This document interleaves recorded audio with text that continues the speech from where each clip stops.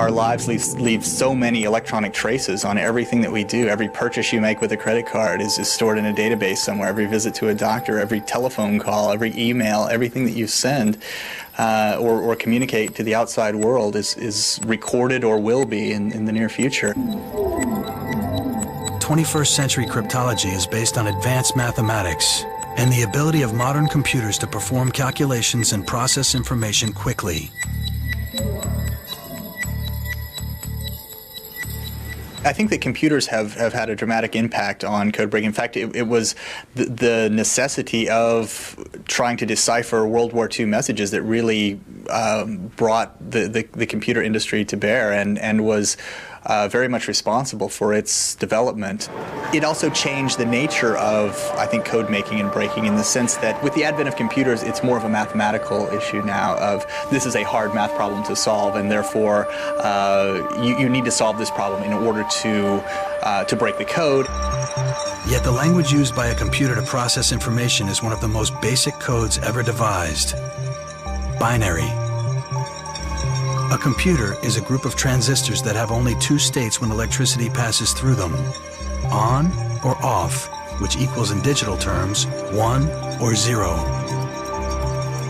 It's not just a computer's ability to process data quickly, but how it encrypts the data.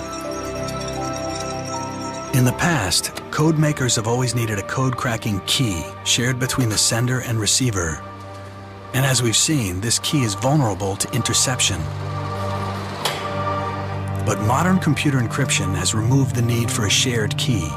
Instead, everyone who uses a computer to send secure information has two keys: a private key and a public key.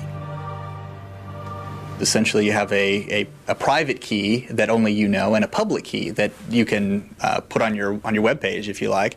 And people can then use your public key to encode a message that only you can read with your private key, because your private key and your public key are mathematically related. The mathematics involved are staggering. The Enigma machine had over 180 million permutations of combinations. But public key cryptography deals with much bigger numbers than that. Their encryption system is based on prime numbers, numbers that are only divisible by themselves and 1. Your private key is two randomly selected large prime numbers. Your public key, the product of those two prime numbers. So when you send a secure message, your computer encrypts it using the product prime number and decrypts an incoming message with the two prime numbers themselves. This works because no mathematical formula has been discovered that can quickly factor two prime numbers from one large one. It's estimated that cracking a modern encrypted computer message using state-of-the-art hardware would take over 13 billion years, about the same age as the universe.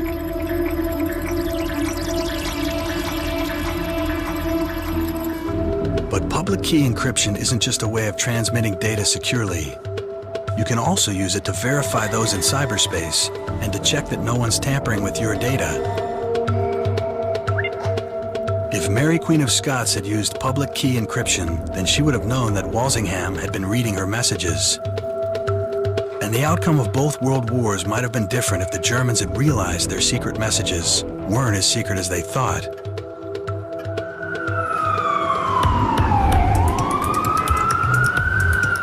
For the moment, the long battle of cat versus mouse, code makers versus code breakers, appears to have been won by the code makers. But codes are only as secure as the people who make and use them.